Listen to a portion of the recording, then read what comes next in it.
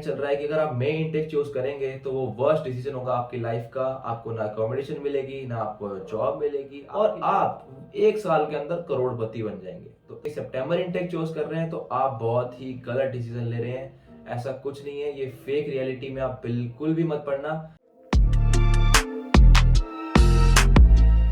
Hey guys, welcome back to another video of Harjaiverse. और आज हम बात करने वाले हैं why I chose September intake for my studies.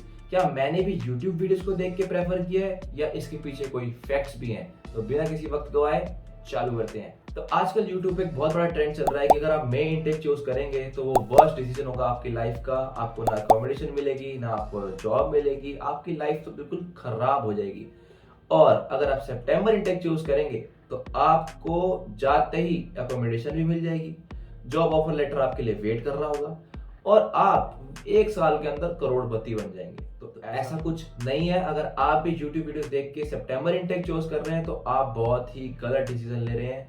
ऐसा कुछ नहीं है, ये फेक रियलिटी में आप बिल्कुल भी मत पड़ना, क्योंकि ये सब एक मिथ है। फैक्ट्स एंड रियलिटी कुछ और है। तो आज हम इस वीडियो में बात करने वाले हैं कौन से ऐसे पॉइंट्स हैं जिनको आपको कंसीडर करके ही अपना इनटेक चूज करना चाहिए। ऐसा नहीं है अगर आप जैन इनटेक में आएंगे तो आपका कुछ नहीं होगा। ऐसा नहीं है अगर मई इनटेक में आएंगे तो आपको जॉब नहीं मिलेगी। ऐसा नहीं है अगर सितंबर इनटेक में आएंगे तो आपको जॉब मिलेगी, आपका करियर सक्सेसफुल हो जाएगा। सबसे पहली चीज जो आती है वो है कोर्स। आप कौन सा कोर्स अपनी स्टडीज के लिए चूज कर रहे हैं? क्या वो कोर्स आपसे रिलेट करता है? क्या वो कोर्स आपकी नेचर का है? जैसे कि अगर आपने ग्रेजुएशन करी है, अगर आपने ग्रेजुएशन करी है बीकॉम में और आप कोर्स ले रहे हैं बीटेक से रिलेटेड, तो आपके लिए वो वेस्ट है, क्योंकि आप उससे रिलेट ही नहीं कर पाओगे, आप उसको पढ़ ही नहीं पाओगे। सेकेंड थिंग, क्या वो कोर्स में कोऑप अवेलेबल है? क्या उस कोर्स में समर ब्रेक्स अवेलेबल है? सबसे मेन चीज जिसके बारे में बहुत सी मिथ फैली हुई है कि मई इनटेक में आओगे तो आपको समर की ब्रेक्स ही नहीं मिलेंगी। आप YouTube पे चेक करो, बहुत वीडियोस बनी है कि आप मई इनटेक में आओगे तो आपको समर ब्रेक्स नहीं मिलेंगी, आपको जॉब नहीं मिलेगी, आप पैसे अर्न नहीं कर पाओगे, आप अपना सर्वाइवल नहीं कर पाओगे।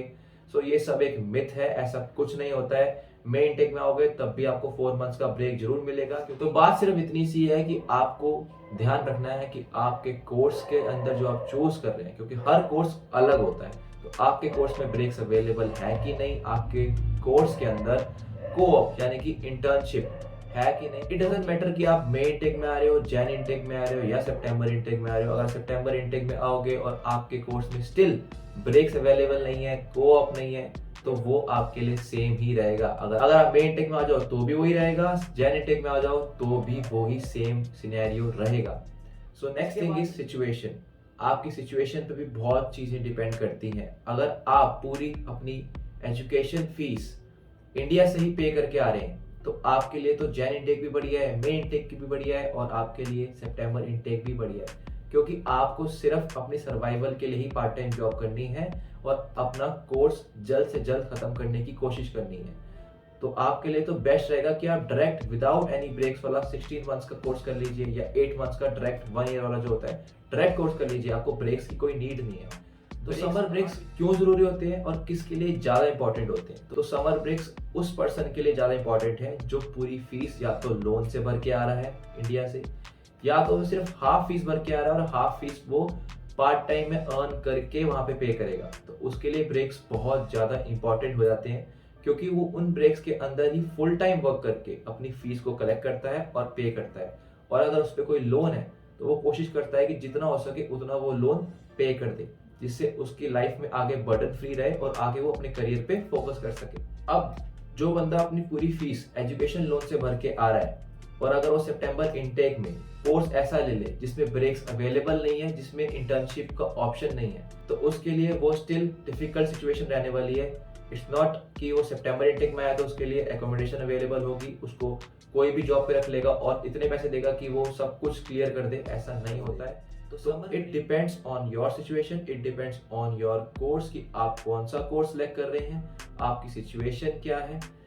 इट डजंट मैटर कि आप जैन इनटेक में आओ, सितंबर इनटेक में आओ, मई इनटेक में आओ, तीनों में अलग अलग कोर्स होते हैं और अलग अलग क्राइटेरियाज होते हैं। तीनों में ब्रेक्स मिलते हैं, तीनों में कुछ कोर्स में ब्रेक्स नहीं भी मिलते हैं, तो आपके कोर्स पे डिपेंड करता है। तो आप बिल्कुल भी ये यूट्यूब वीडियोस देख के मत प्रेफर करना कि सितंबर इनटेक में आना है या जैन इनटेक में आना है या मई इनटेक में आना है। आप अपनी सिचुएशन को समझो, आप उस पर रिसर्च करो कि आप कौन सा कोर्स सिलेक्ट कर रहे हैं, उस कोर्स में कोऑप है कि नहीं, इंटर्नशिप, क्योंकि इंटर्नशिप इसलिए जरूरी पड़ जाती है।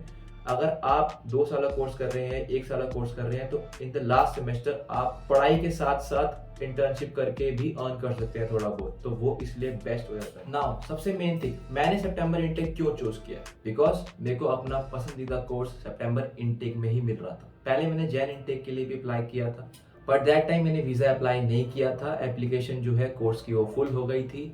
मई इनटेक में मैंने रिसर्च की थी, पर मई इनटेक में भी वो कोर्स अवेलेबल नहीं था, तो that's why I chose September intake. Not after viewing the YouTube videos की मई इनटेक वर्स्ट है, जैन इनटेक ऐसे ही है और सितंबर इनटेक तो बेस्ट ही बेस्ट है। तो मैंने अपने कोर्स के हिसाब से सिलेक्ट किया था, और आपको भी यही कहूंगा कि आप अपने कोर्स के हिसाब से सिलेक्ट करना कि कौन सा इनटेक आपके लिए बेस्ट रहेगा। द लास्ट थिंग, मैं ये भी नहीं बोल रहा कि जैन इनटेक, मई इनटेक और सितंबर इनटेक में कुछ भी डिफरेंस नहीं है, थोड़ा बहुत डिफरेंस होगा, क्योंकि जैन इनटेक में और मई इनटेक में आपको स्टूडेंट्स का क्राउड थोड़ा बहुत कम मिलेगा, सितंबर इनटेक में बहुत ज्यादा मिलता है। मई इनटेक में समर वेकेशन चल रही होती है, जो बहुत बढ़िया टाइम होता है एंजॉय करने का, क्योंकि समर जो होता है वो कनाडा का बेस्ट टाइम होता है और कनाडा उस समय बहुत ब्यूटीफुल दिखता है। So next thing is availability of courses.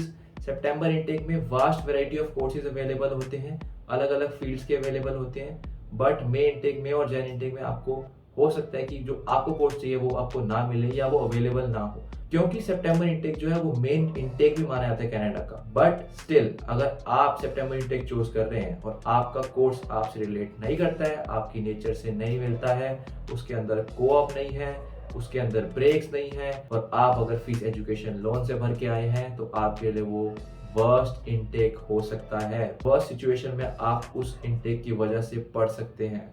तो be careful, again I am saying be careful, research properly according to your course, and if you are getting best course in May intake or Jan intake, so please go for it, not for any other irrelevant course in September intake। ठीक है, तो आज की video में बस इतना ही। मैं और भी वीडियोस लेके आऊंगा related to education loan, my experience regarding education loan और my experience regarding visa application, और भी थोड़ी बहुत टिप्स एंड ट्रिक्स, जो चीजें मैंने एक्सपीरियंस करी हैं अभी तक प्रोसेस के अंदर, वो आपसे मैं शेयर करूंगा। So best of luck guys, keep trying, keep hustling and bye bye, take